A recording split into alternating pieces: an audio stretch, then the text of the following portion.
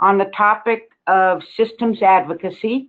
My name is Carol Scott, and I'm the Ombudsman Specialist for the National Ombudsman Resource Center, or NORC. We're happy to have so many of you here today. Want to remind you that you are all muted, but if you have questions throughout the presentation, you may type them in the toolbox on the right-hand side of your screen. We will be taking questions at the end, but if during the presentation you have questions, feel free to type those in. We will be sending an evaluation survey out in an email following this webinar, and we would really appreciate getting feedback from you all. Today we're going to be covering what's required under the federal law and the rule regarding systems advocacy, and our presenters will share how they promote better care through systems advocacy at both the state and the local level, and how they coordinate their advocacy. And finally, we'll point you to additional resources on systems advocacy on the NORC website, which is just www.ltcombudsman.org. The 1995 Institute of Medicine report, Real People, Real Problems, an evaluation of the lit cops of the Older Americans Act, sums up the responsibility of the Ombudsman program to engage in systems advocacy, saying, in addition to working on individual cases and complaints, Ombudsman must address and attempt to rectify the broader or underlying causes of problems for residents of long-term care facilities. When working on the systems level, Ombudsman advocate for policy change by evaluating laws and regulations, providing education to the public and facility staff, disseminating program data, and promoting the development of citizen organizations and resident and family councils. So as you can see here from the dictionary, the definition of systems advocacy is recommending changes to a system to benefit long-term care residents. I'm not sure that that was part of the actual definition, but that's what we kind of changed it to. So our first polling question is, and Katie, if you'll open up the questions, is, are you involved in a systems advocacy project? And I apologize for my phone ringing. So please indicate if you're the state ombudsman, if it's yes or no. If you're a local ombudsman or volunteer, please put down yes or no if you're involved in a systems advocacy project.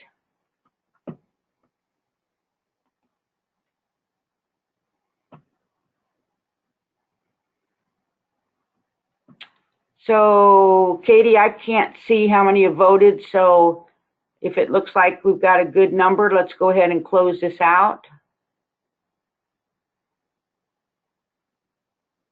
And I'm not seeing the results, so if you'll share those.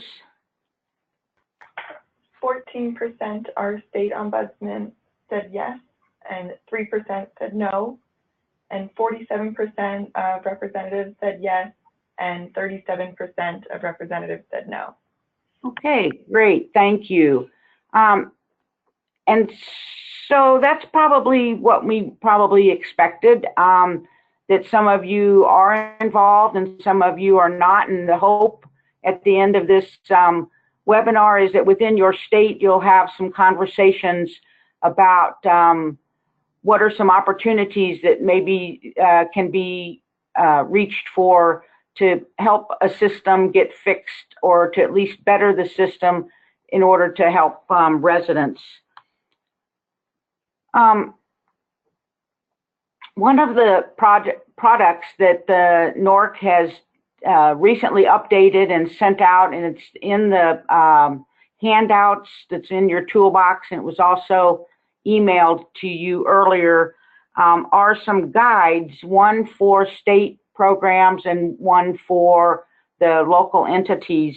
And part of that guide provides an overview of the of systems advocacy, the Older Americans Act requirements, Administration on Aging statements regarding ombudsman programs and advocacy, and includes the strategies mentioned on this slide, examples of ombudsman systems advocacy for each strategy, a chart with basic questions that ombudsmen need to consider when engaging in systems advocacy, and a list of system advocacy resources.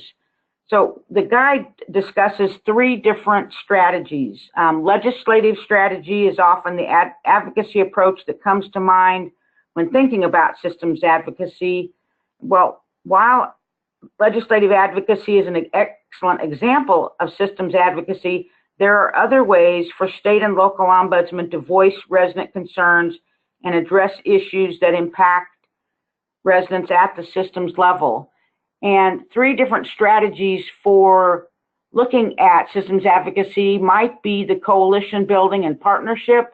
It might be having you or a volunteer sit in on a meeting within a community that's looking at, I don't know, sidewalks in an area. I know that recently there was a case where a resident was hit by a car trying to cross a busy highway or a busy street, and the Ombudsman program actually met with the city, and they were able to secure funding to get a safe crossing from the nursing home across this busy street. And that was an excellent example of partnering with the local community. There's also issue advocacy, which is taking the data that you have and seeing what are the hot topics and deciding is there some training that could be done that might help multiple nursing homes fix a problem, or is there another, in addition to maybe doing training, maybe it is getting a group of people to sit down and say, why is it that we're seeing this problem when we've not seen it before? Or your home seems to have a lot of issues regarding privacy, and what can we do to ensure that staff are not talking about individual residents in a public area where they shouldn't be. And then, of course, there's the legislative advocacy, looking at the laws that are being discussed, going to the hearings and listening, testifying if necessary. But that also could be done at, again, the city or county level. It doesn't have to be just at the state legislative level. There are lots of committees and groups that meet that make policy that affect residents of nursing homes. And so being involved in those discussions or bringing forth the voice of the resident in those discussions is so very vital. I know that in many communities, the conversation continues to swirl around smoking in public places. And there have been many ombudsmen who've been involved with ensuring that that there be some place, possibly within a building or on the property, where residents can still continue to smoke if they wish, but also to make sure that the ones who don't want to be around smoke can also have that. So looking at the city ordinances and making sure that residents have an opportunity to have input is obviously a systems advocacy effort that would be good for ombudsmen to be looking at and taking advantage of. This slide shares some of the questions in the basic questions to consider when engaging in systems advocacy. It's divided into 4 main categories for consideration: preparation, resources, program management, and addressing potential barriers. You'll note that some of these say the state ombudsman, and some say the program representatives, and some say both. So when you're looking at this systems advocacy guide, if you're looking at the local version, of course, everything in there applies to the local. And if you're looking at the state version, everything in there applies to the state. But in looking at them together, you'll see that there are different things that a state ombudsman needs to prepare for that's different than what a state, what a local program representative might be needing to prepare for. But then the resources, in fact, might be the same. And so these are good questions to sit down with staff and volunteers or within the state office and just, answer these questions. Do we have the,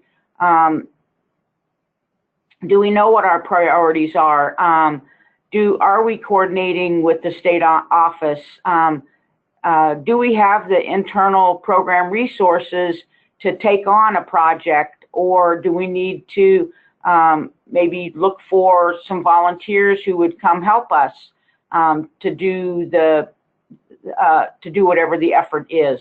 So this is a good set of basic questions. It's not a complete list. You may come up with additional ones as you are building your systems advocacy efforts. The Older Americans Act outlines the responsibilities of the state and their local ombudsman programs, clearly stating that the primary role of the ombudsman, of the long-term care ombudsman, is to serve as resident advocates. Ombudsmen are charged with serving as the resident advocate in response to individual complaints, as well as advocating for the concerns of residents and need for change on a systems level. And you can see here that there are certain requirements within the Act, and then they go on to explain how that is applied, so that the state ombudsman is to set the tone for what the message for what that advocacy might be, but they're to also involve and assist the local programs in doing this work at that local level. And although the roles and approach of the state and local ombudsman representatives in systems advocacy differ, the requirement to voice resident concerns at a systems level is the same, whether in individual facilities, a corporation, locally, or statewide. And in addition to the Older Americans Act, we now, of course, have the Ombudsman Rule, and the final rule expands on the intent of the Older Americans Act and gives more detail regarding the role of the ombudsman, including the role and responsibilities related to systems advocacy. So some of the key points in the rule include making sure that there are policies and procedures that the office is required to and has sufficient authority to carry out its responsibility to do systems advocacy, which means if the state ombudsman is a state employee and there's a prohibition against state employees lobbying, then somebody needs to point out that the ombudsman is a special position and in fact must be allowed to lobby. And that same thing works at the local level. If you're in an organization that says you can't go to meetings and speak on, you need to make sure that you have the authority to go to certain meetings, to go talk to legislators, to go talk to facility corporate staff or whoever. So setting up the system is very important, and then this is all within the rule that came out a couple years ago. The final rule includes AOA's response to comments, and those are included also in the frequently asked questions that give more insight into the role of the Ombudsman regarding systems advocacy. Reviewing these might be helpful when you're responding to questions about the role and duties of the program, or if you're just wanting a better understanding of where systems advocacy is and how to explain that role to your supervisors. This section of the rule clarifies the functions that the Ombudsman shall personally or through representatives of the office conduct systems advocacy. The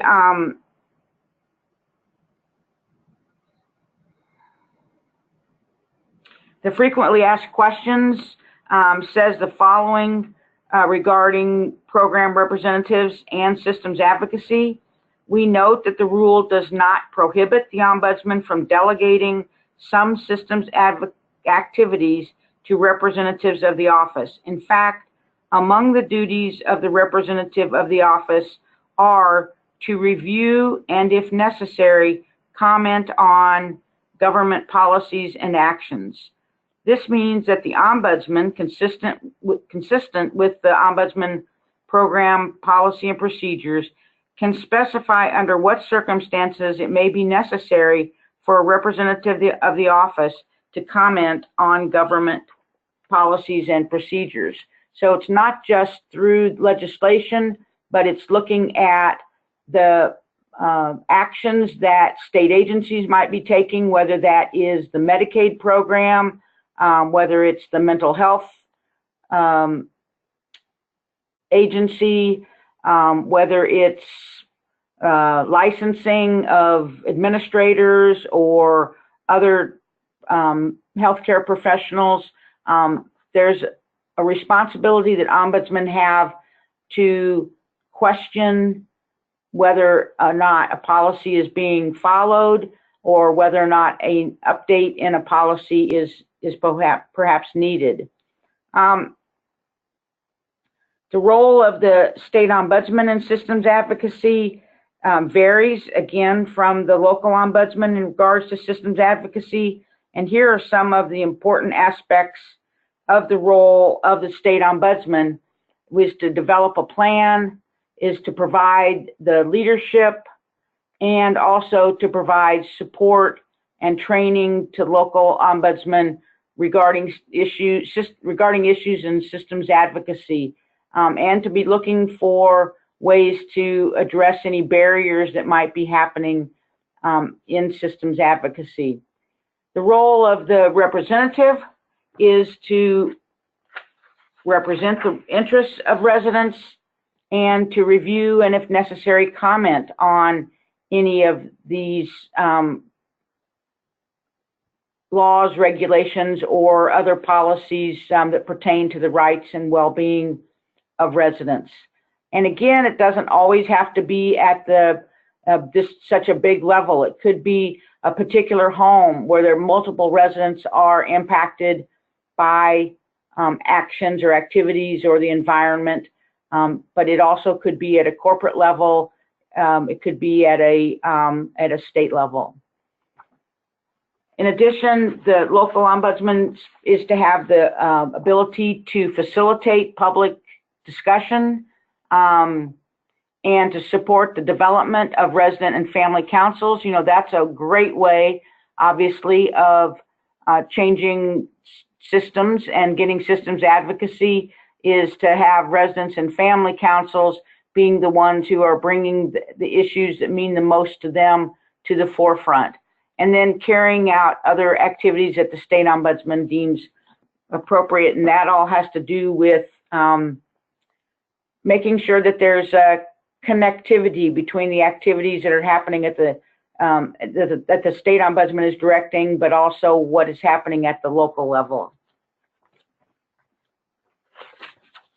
So we're ready for polling question number 2, which is, are volunteers included in your systems advocacy project? And you can answer yes or no, or that we're not doing any systems work at this time. And Katie, I don't know, are you looking at the,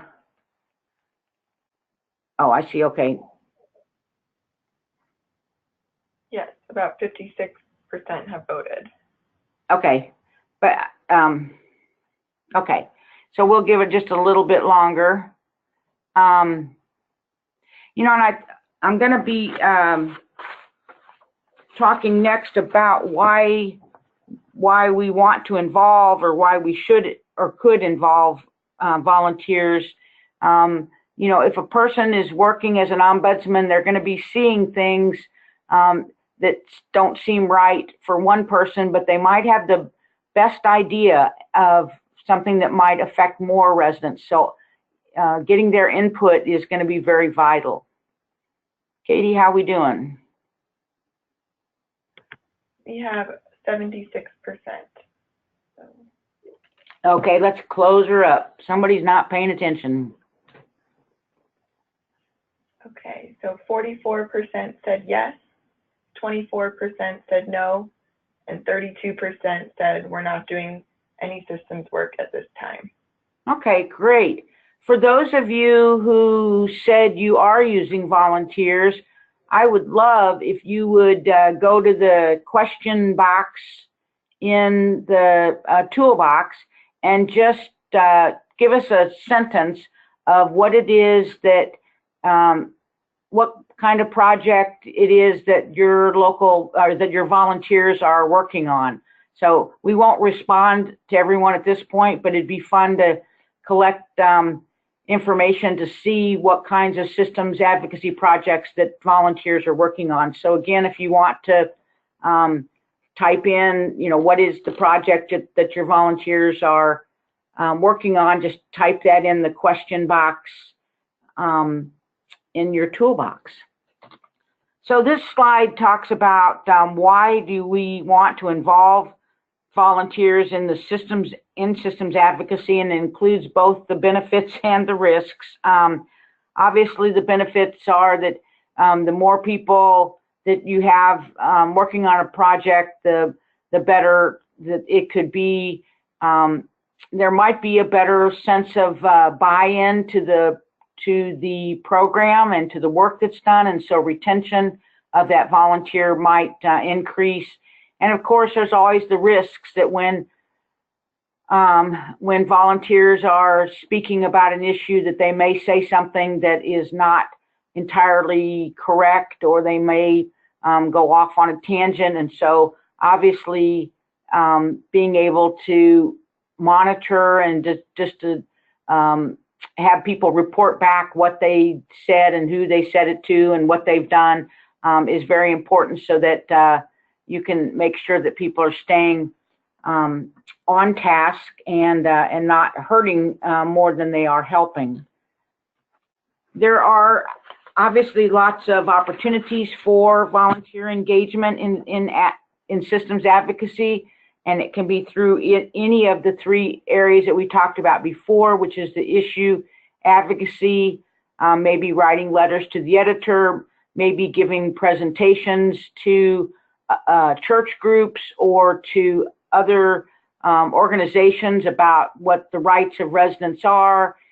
Maybe it's helping people understand the difference between assisted living and nursing homes. Maybe it's if you're working on getting assisted living regulations, maybe it's explaining why not having regulations is a little bit scary, that there might not be resident rights that are codified someplace, and so people are kind of at the mercy of whoever owns the home.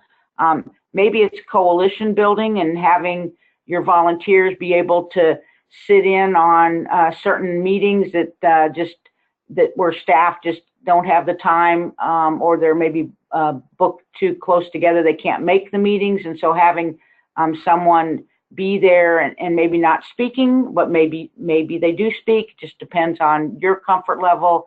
And then again, of course, at the legislative level, to testify or to collect stories that they can share with you that you can pass on. Some quick tips for things to keep in mind when you're developing your systems advocacy agenda or plans. Obviously, you want to make it easy for people to get involved, and that might be using social media. Maybe you start a Twitter campaign, maybe you put something on your Facebook page. You want to make it have a sense of purpose. How is this effort going to benefit residents? You want to have clear and specific goals so that you kind of know where you're starting and where you're ending and what your goal is. And then you want to be sure and be able to prioritize your goals so that if you're trying to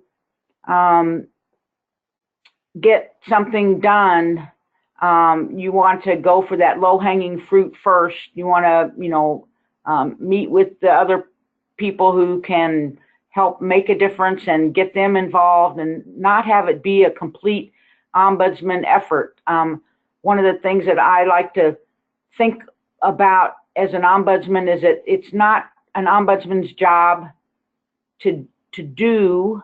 It's the ombudsman's job to make sure everyone else is doing their job.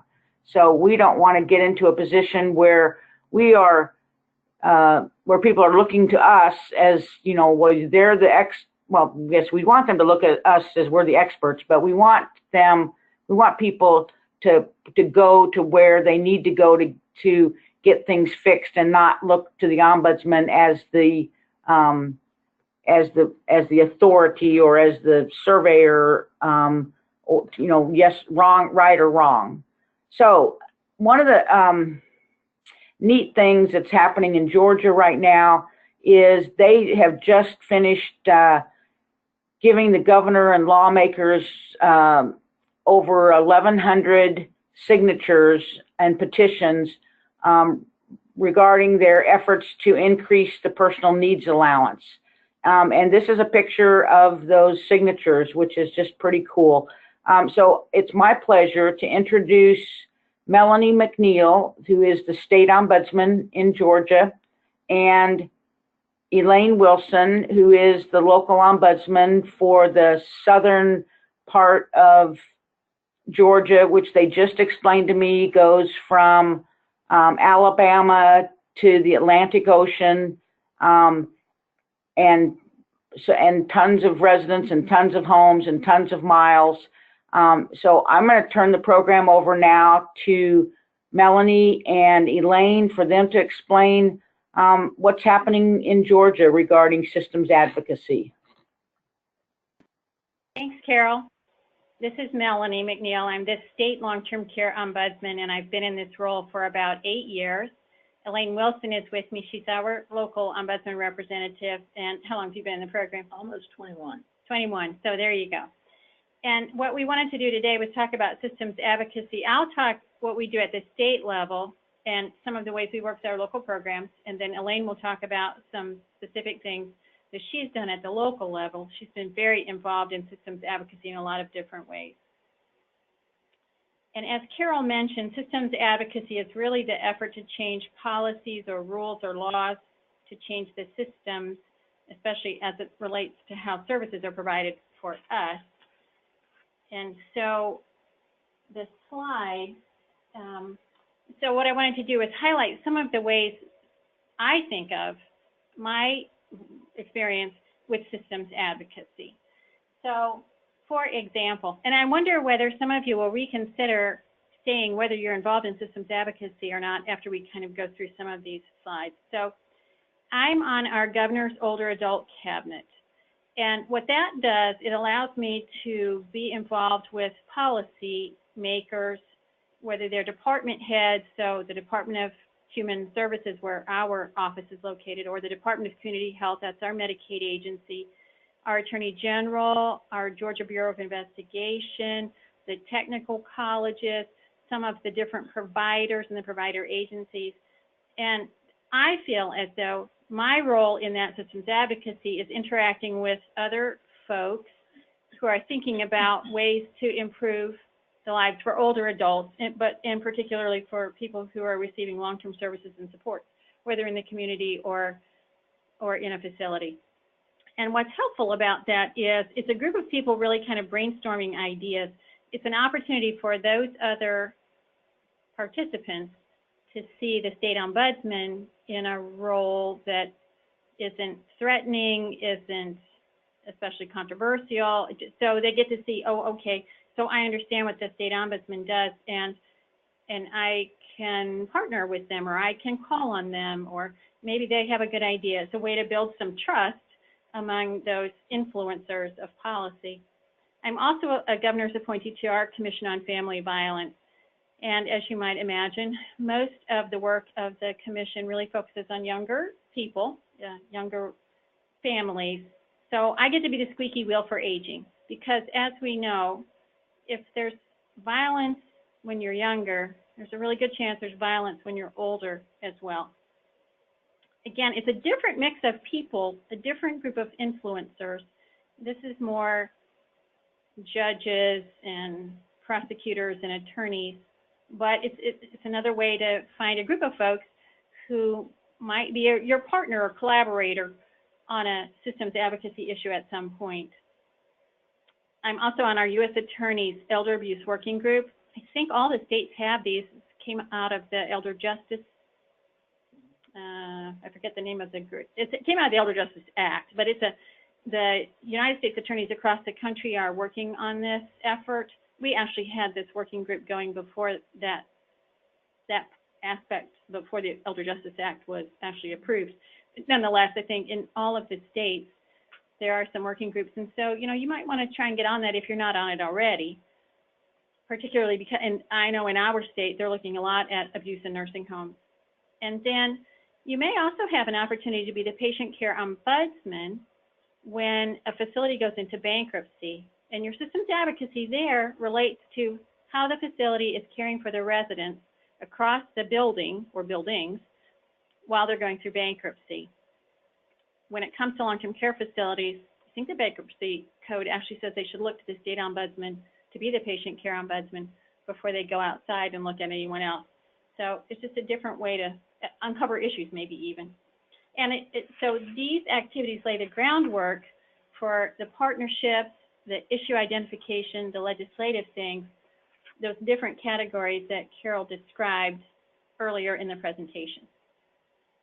I'm also involved with our Nursing Home Association on a couple of initiatives. One of them is the Second Wind Dreams got a grant to do the virtual dementia tour through a civil monetary penalty grant, and so they're working with about half of our nursing homes. We have 371 nursing homes. So about half of them are participating in this grant, the nursing homes, I mean. And so our ombudsman representatives are interviewing residents as a part of the training and then observing whether the training has been effective or not.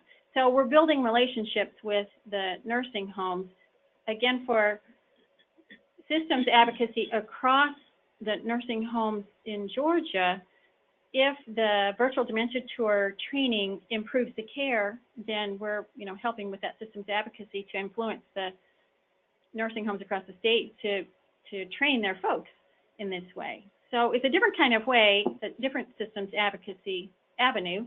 Nonetheless, I think it's a possible effective way to be a systems advocate. So you don't necessarily have to be a lightning rod. Sometimes I think we think when we're talking about legislative advocacy, that means you have to be the lightning rod. But there are other ways to be a systems advocate. They also have a music and memory project going on in our nursing homes, and I'm on their advisory committee. I'm also have been invited to do trainings at the nursing home statewide conferences, most recently about best practices in transfer and discharge and working with the Ombudsman program. I've just recently been invited to our Board and Care Home Association conference that will take place in the spring, just to talk about what we do and how we can be advocates for residents, but also help the facilities do a better job. Again, another way to influence systems in long-term care. And then, of course, there is the legislative systems advocacy. And so when it comes to that, Carol touched on this some too. Sometimes we're collaborating with other advocacy groups. And they can be state groups like AERP, or in Georgia, we have a statewide advocacy organization, the Georgia Council on Aging. And you may have something similar to that in your state.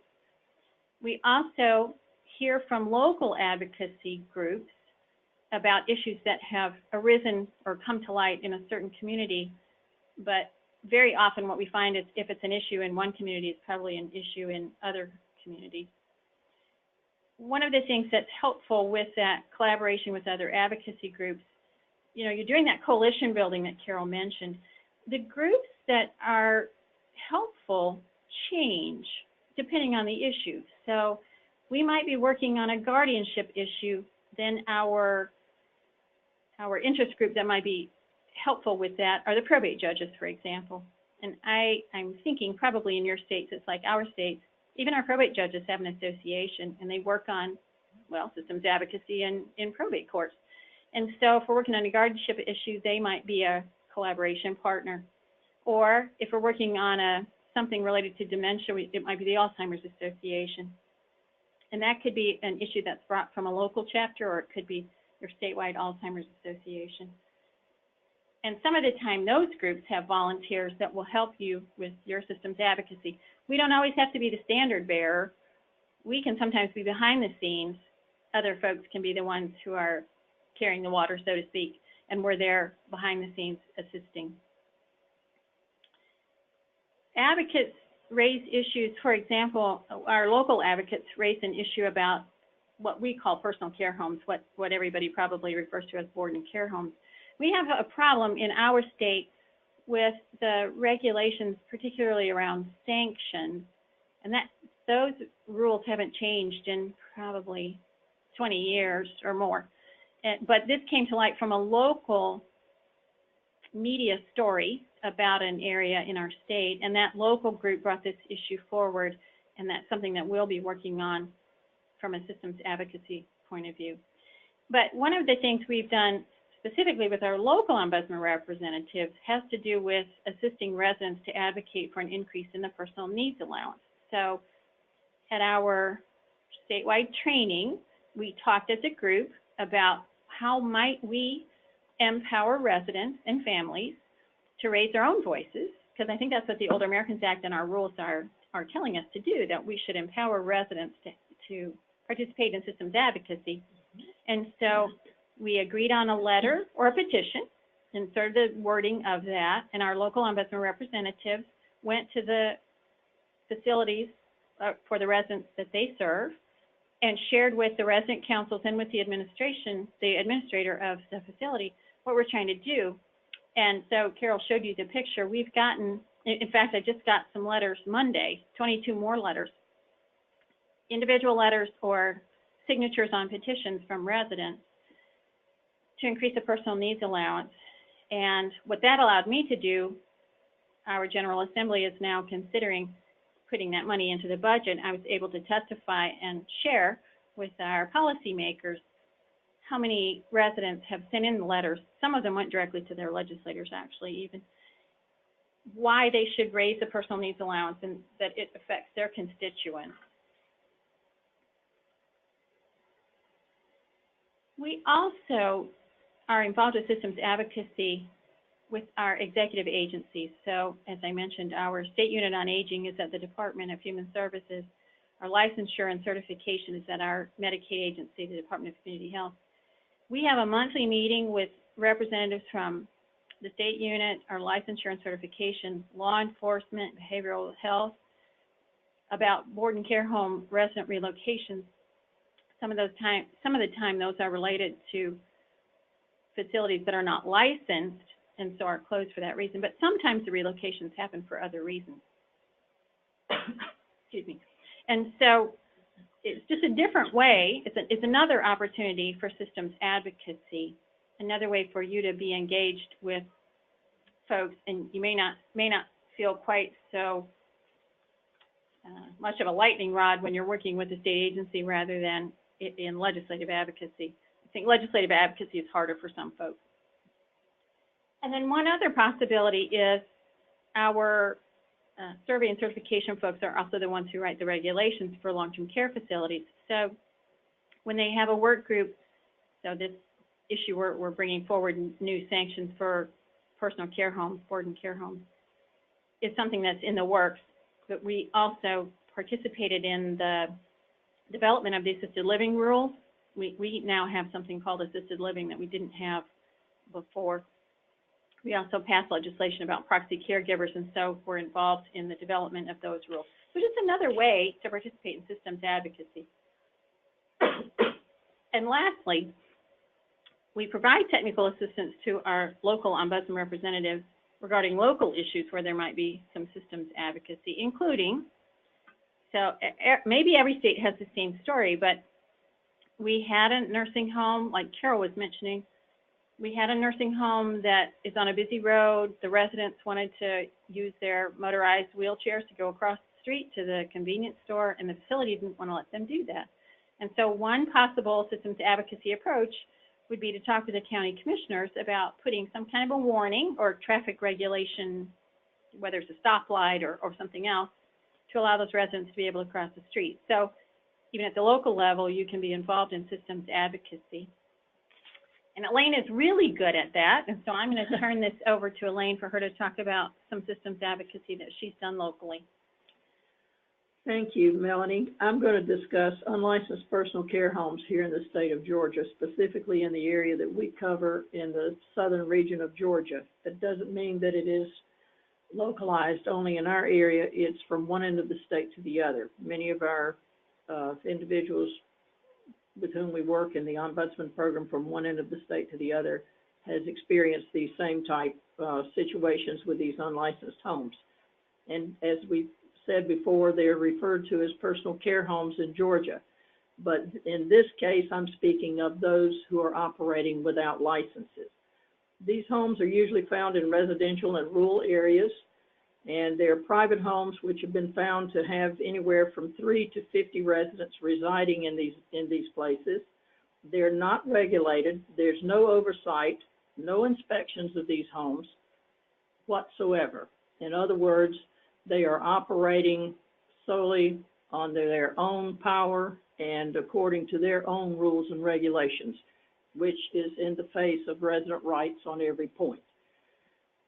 These homes provide services without a license, and they provide the service with no staffing requirements, no education or criminal background records checks are required. Sometimes the owners are not present at the location, and the residents many times are transient, because when the homeowners or the home is brought to the attention of those who are seeking to bring them to justice for the things that they're doing, they will move the residents from one place to another, to an undisclosed location. Now, many times these homeowners will place the utilities in the name of a resident that's living there. They will rent a house someplace in either in a rural setting or in a city, and the residents will actually be the individuals whose name is on the paperwork to rent the facility. So they use every means and method that they can to escape drawing attention to themselves. All right, and now the population served and conditions in which these unlicensed homes operate. Many of these residents are elderly, some have physical disabilities, and some of them are retired veterans. The retired veterans have substantial income in some cases. They also target homeless people, any person who may have substance abuse disorder, but yet they may have assets.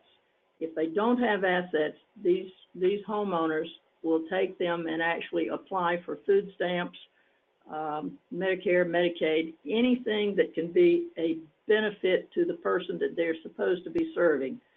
They will figure out a way to get those benefits for that person supposedly, yet it's to line their own coffers and not to help the individual. And the sad part about that is that they're neglected, their health needs are unmet, they're living in unsafe, unsanitary conditions, they're physically abused, financially exploited, and you might as well say false imprisonment, because no matter how many times you go to these folks and tell them that they have rights and they don't have to be treated in the manner in which they're being treated, they simply do not understand that, and they are so controlled through intimidation by these homeowners that they will stay in these deplorable conditions and live there under these circumstances, no matter what we try to tell them, no matter how many times we try to tell them that they need to be treated with dignity and respect.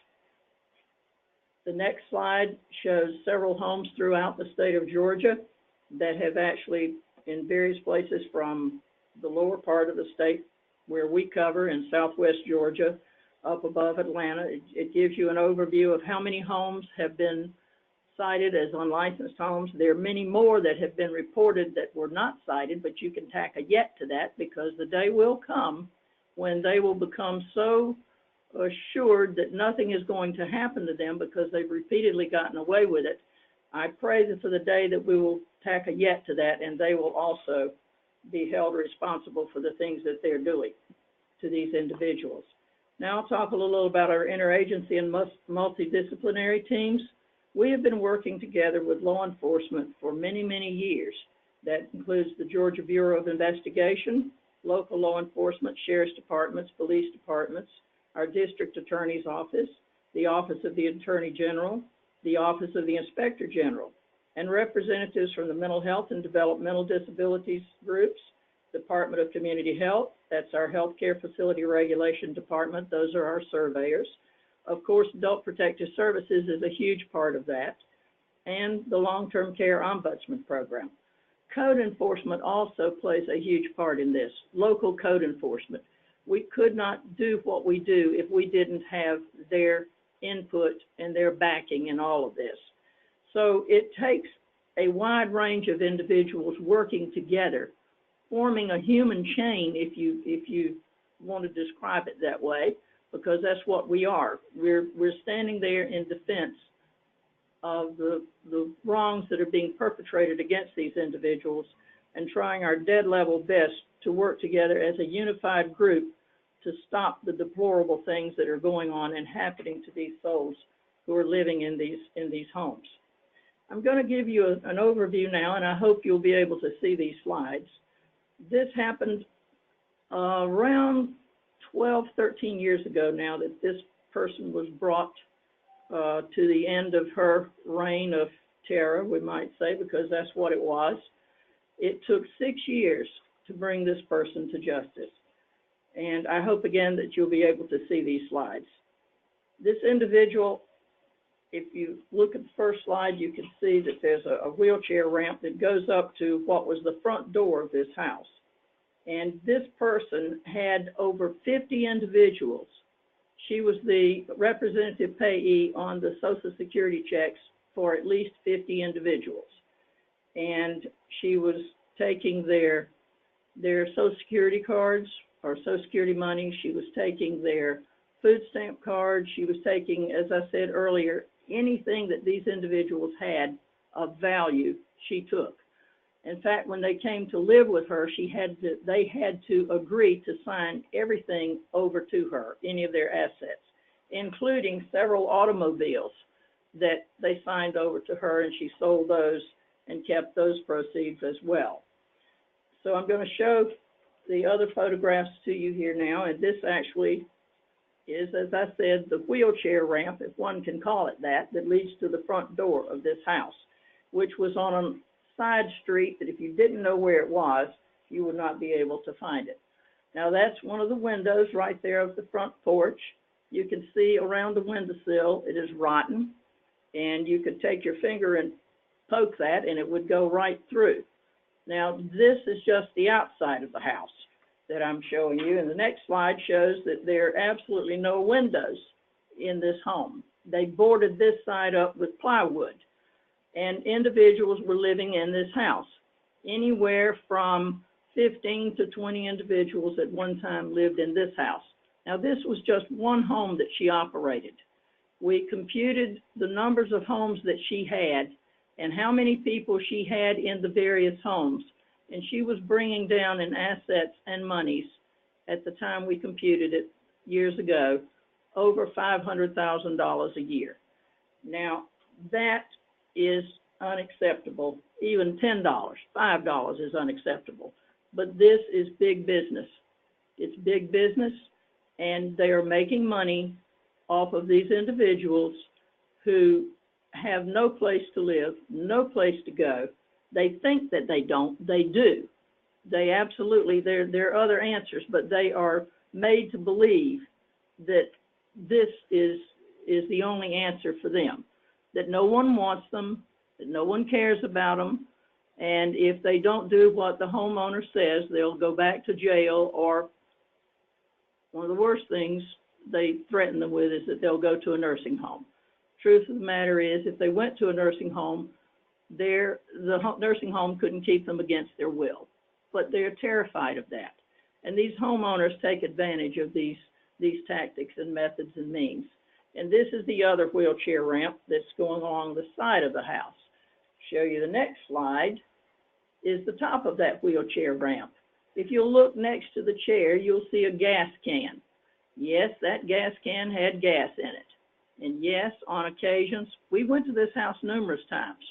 We didn't make just one visit there. We made numerous visits to this home, attempting to get the residents out to a safer place and to prevent her from continuing to do this to other individuals. So there were residents at one time or another, they would sit in that chair right next to that gas can with cigarettes dangling over that can full of gas. And that's another view of that.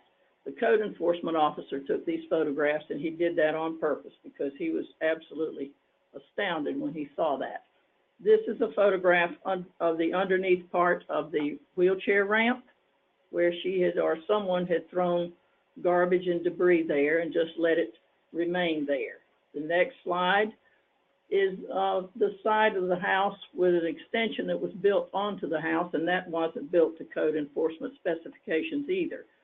And nothing she did in this house really was certainly not up to code, as you'll see other photos as we show them to you. The next slide, this is the reason one of the reasons I was called to this home. If you can look closely, you'll see some mattresses underneath the house. There's an orange cord, which is an electrical cord, suspended above that mattress. One of the reasons that I was called there was because I had a report that an individual was living underneath that house, sleeping on those mattresses, and the light cord provided the only light that that poor person had. Yet she was charging him over $700 a month to sleep on that mattress and live under that house. The next slide just shows you more debris and things underneath the house that they just threw things under there, didn't matter, and they were off the beaten path just enough that they stayed out of the view of code enforcement and others, except finally one day she drew attention to herself and we were brought in. This is another viewpoint of view here of the chair. There was a lounge chair under there also. And the next slide is the back of the house that shows the fence. She did have several pit bulls back there. And on one of the visits, we were able to rescue the dogs because the dogs couldn't tell us no, they didn't want to leave. So we were able to call the animal control and they got the dogs out of there, but we weren't able to rescue the folks at that point. At one time, a young lady was rescued from this house and taken to another personal care home. She stayed at that other personal care home about 2 weeks. And then this particular woman that operated this house somehow manipulated the transport company to drop this young lady back off at this house instead of the licensed personal care home she was supposed to go to. So there we went through quite an ordeal getting that young lady from her clutches once again. And her family got involved this time. We were able to find her family, and they came, and law enforcement took her to another personal care home in another town where this person couldn't find her. And one of her family members was able to to step in and help her and prevent this from happening again. So that's what we deal with here. They get help from many different sources. It's not just these homeowners. They have help out in the community from various individuals. And it's very difficult. You have to make certain that when cases are brought against individuals like this, you have to have everything based in fact. It can't be supposition. It has to be based in fact. And it takes a long time. Sometimes it shouldn't, but it takes a long time to bring them to justice for the things that they're doing, because it's human trafficking and it's benefits trafficking. And here's another slide of the yard. There was debris all around the house, all under the house, and that wheelchair ramp was just hanging there. But for the grace of our benevolent Creator, we all would have fallen through there, including those precious souls that lived in that house. How they navigated that without it crumbling to the ground, I do not know. This shows the entrance to the doorway to the kitchen. You can see that the floor is uneven there, and some of those residents were on walkers. The slightest dip like that. One of the ladies was on a walker. She was in her late 80s. If you look at that, someone whose gait is not steady could have fallen and tripped over that very easily. The next slide shows, I don't know if you can see it, there's a dead roach. He tried to make it out, but didn't quite, but there he is. So that, I guess you could say that her pest control company was doing their job, because there is that dead roach, but I don't know. It's just, there was more than dead roaches in there, I can tell you that. And there's another slide of the floor in the kitchen. And the next slide shows the food in the refrigerator. It's rotten. You can't see it, but she had medication in there as well. There were outdated medications. There was insulin for residents who were no longer there, who had moved to, we weren't certain where they were, but their medication was left in that refrigerator. She had this in there, and actually some of those folks were eating that rotten food because it's the only food they had. The next slide shows more food in the refrigerator, and that milk carton was outdated. I think they had water in it instead of milk, if I remember correctly, and that was some rotten meat or chili or something that she had left there. The next slide shows one of the bedrooms that the residents, they were actually living in this. You see the bags of clothing and items there. That's how they were living. Some of them were sleeping on the floor. Some of them were sleeping on a blanket if they had one, or just reclining on those bags full of clothing and, in some cases, debris. The next slide shows her office, or what she said was her office, that file cabinet. And up on the very top of it, if you look carefully and closely, you can see files for the residents. Yet she was not operating a personal care home. She would tell us she was not, but she would make appointments for them to go to the doctor. She bought their medication for them. She gave their medication to them. And she left other residents there to keep them in check while she was not there. The next slide, if you look carefully, you can see it says exit, but there was a lock on that door, and it remained locked. So if there was a fire in there, they could not get out. But as I said, she engaged the services of some other residents to keep the majority of the residents in check, and they would tell her if a resident tried to leave or wanted to leave or had any questions about something that she had told them to do. The other residents would make certain that they snitched on them, and that's another way she kept them in line. That's the last slide there. We weren't able to determine whether or not an individual was living in that boat, but we strongly suspect that they were. So really and truly here in Georgia, in summing this up, I hope to leave time for questions. In summing this up here in the state of Georgia, this has been an ongoing problem for many years, and the answers have not been clear.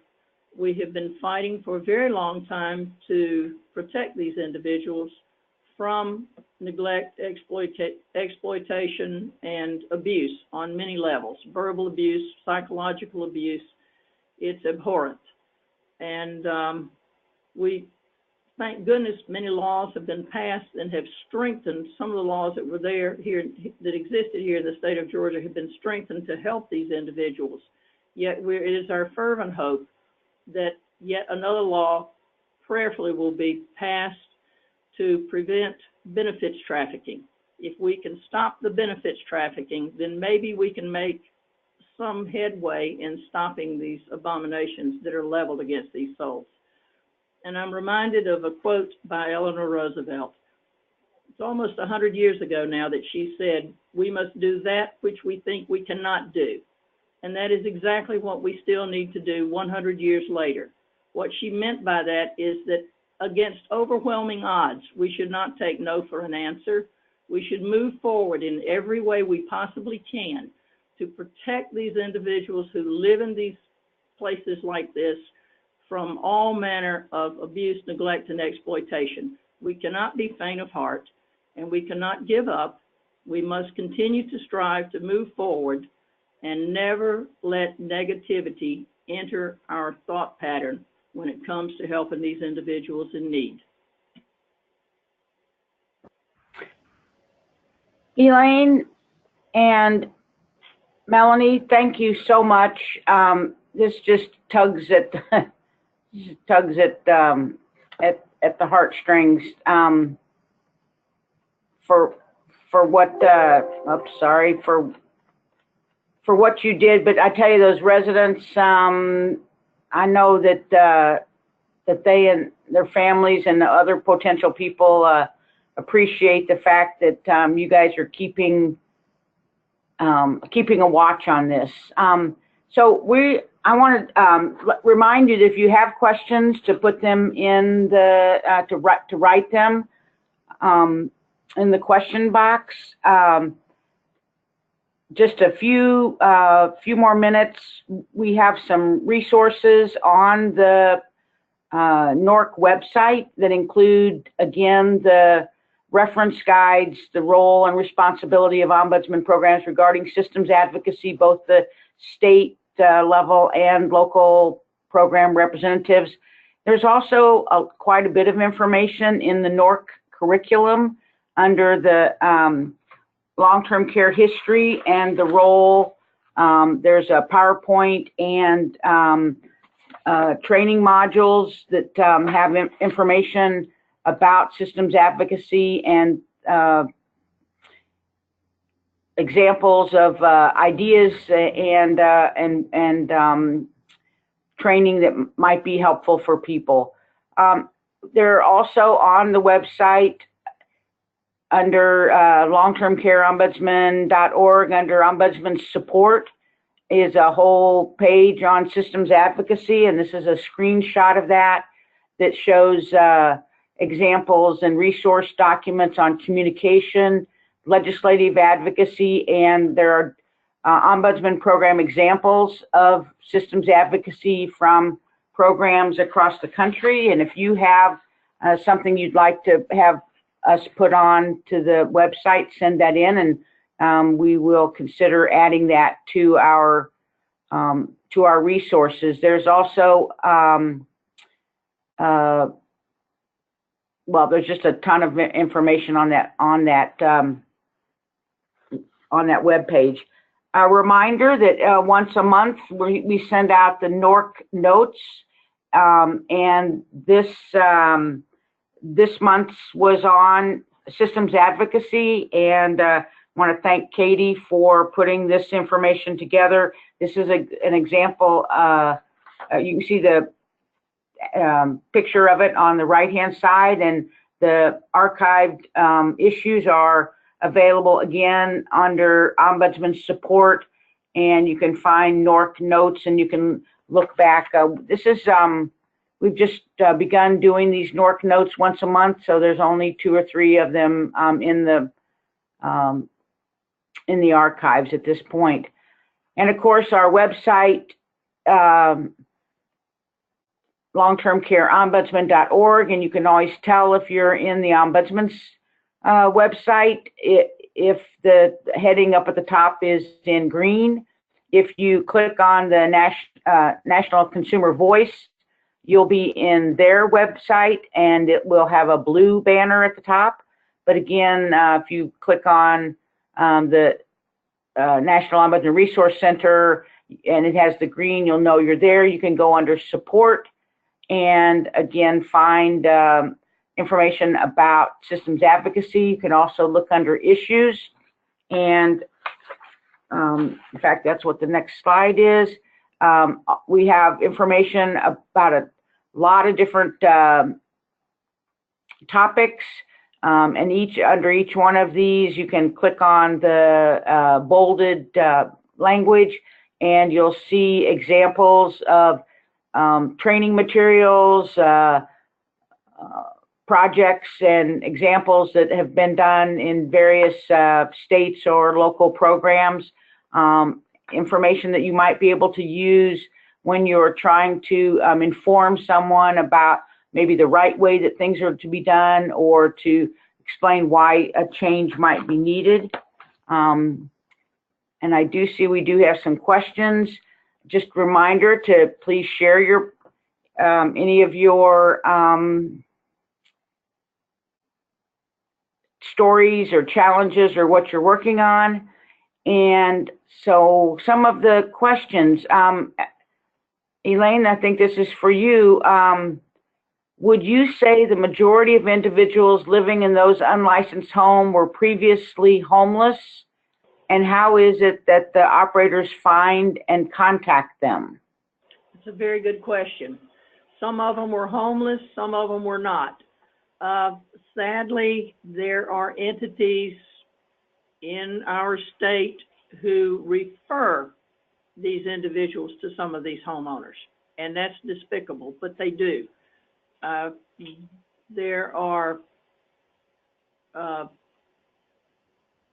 organizations who have placement for homeless individuals to stay maybe 1 or 2 nights. They have actually contacted these individuals and asked them to come and get these folks and keep them, because they think that these homes are legitimate. They don't know what these folks are doing in some cases. And in other cases, I hate to say it, but some groups or organizations don't care. They're just looking for some place for these folks to go. They don't care where it is. They turn a blind eye and a deaf ear. So, but the homeless people are targeted. Individuals who come out of some of the, they closed the mental health homes here in Georgia, the Southwestern State Hospital. They closed all of those hospitals. So this existed before those hospitals closed, though. And there are piranhas out there waiting to reel these folks in any way they can. And I'd just like to add, sometimes these homeowners will go to, like, even the hospital discharge planners, for example, and they'll represent that they have a nice place. And of course, the hospital discharge planners have to get folks out. And we don't have a requirement. We don't have a law that says that the discharge planners have to look and be sure that the facilities are licensed. And so, these people come and say, oh, I've got this nice home. And so they discharge people to these places, not realizing how terrible they are. Mm-hmm. Wow. Another question, are the Georgia code enforcement officers employed by the state, the county, the city? Code enforcement officers that I have worked with are from either the county or the city or both. We don't have state code enforcement folks. They're local.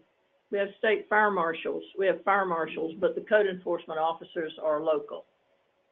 Okay.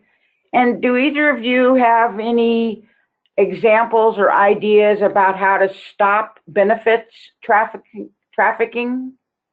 Well, so, yeah, speaking of that, it's actually law enforcement partly behind this push. Our Georgia Bureau of Investigation in particular, and thank goodness because they're a heavy hitter, they encounter these situations, and so they want to close down the people who have these unlicensed homes. But as they uncover them, they realize, oh, it's more than just being an unlicensed home. So for law enforcement, where are we going to put these people?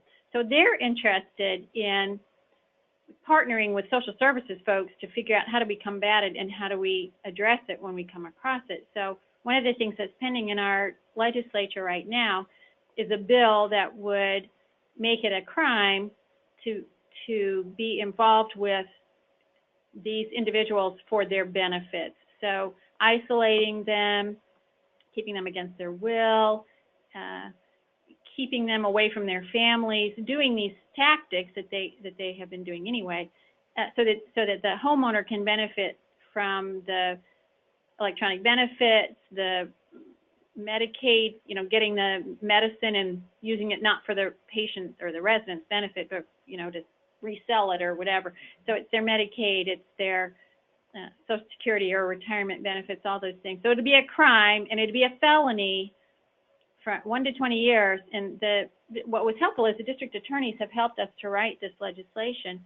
Although we're pushing it, we're not necessarily the most high profile, which sometimes that's what happens with systems advocacy. I don't care who takes the credit for it. I just want it to happen. And so that's what you do. You partner with these different folks. And thank goodness our GBI director is very much in support of the legislation. So he's kind of like the E.F. Hutton. When he comes to the legislature and he says he wants it, people are like, oh, well, okay, I guess we ought to vote for it. So it's been really helpful to have him be kind of the standard bearer. But it all came out of this human trafficking for benefits came out of some of this work that Elaine started all these years ago. Wow, that is wonderful. Well, one person has noted that California has some good state statutes that you guys might want to take a look at. So Melanie, you might want to get a hold of Joe and see if he has anything he wants to share. And then the question came up is, what do we do if we find a home or suspect a home is operating without a license? Wouldn't you say that unless somebody wanted to get as involved as Elaine has, that might be something that APS would investigate? Well, it depends, yes. But you might also be in touch with whoever it is that licenses your board and care home. In some states, it's actually not illegal to have an unlicensed board and care home. It just depends on how your state law is. But here in Georgia, it's absolutely illegal to have an unlicensed board and care home. And it's reported to HFR, our Healthcare Facility Regulation Department of the Department of Community Health. A report goes into them, and they have an individual who is assigned to work with law enforcement, the GBI, the Office of the Inspector General, Adult Protective Services, the Ombudsman. We have a team in place that once the home is reported, it could be reported to Adult Protective Services. They would then report it to HFR, the regulators, and then they would go out and investigate to see if it is an unlicensed home, and if it's deemed unlicensed, then our team would come together. All of the individuals whom I spoke earlier would come together as a unit and go and have an emergency relocation rescue of the individuals and have them placed in proper placement where their needs would be met. And what happens sometimes, it's our survey and certification agency that licenses the home. So it's kind of up to them to say whether it is an unlicensed personal care home or not. But sometimes code enforcement can close it just because it's in such deplorable conditions. It doesn't matter whether it's licensed or unlicensed personal care home. They're still going to say it's uninhabitable. But usually it's our regulatory agency that has to make the call, has to make the decision whether it is or isn't an unlicensed personal care home. And then if it is, law enforcement can arrest the homeowner and the team gets activated. Gotcha. Well, again, thank you, Elaine and Melanie. We certainly don't want to scare anyone off from systems advocacy, thinking that, oh my gosh, I'm going to be walking around dead roaches. But that image and the lightning strike are maybe just reminders that we, or you as ombudsman, have that responsibility to speak up and speak out on behalf of residents. And so whether it's you in front or you behind the scenes, if there's any issue that you're thinking about advocating on behalf of, if you think that the Resource Center might be able to point you to resources or to another state that's or local program is doing something, feel free to reach out to us. Know that NASOP and NALTCO, the two national organizations, would probably be happy to connect you with people that they know that are working on something similar. So know that there are people that are wanting and willing to help you guys as you work to on behalf of residents in nursing homes. So I want to thank you for joining us today. Again, a survey for evaluation will be sent out following this, and this webinar and the resources will be posted on our website in the next day or two. I want to thank everyone for joining us, and thanks for being the voice of residents. Good afternoon. Good afternoon.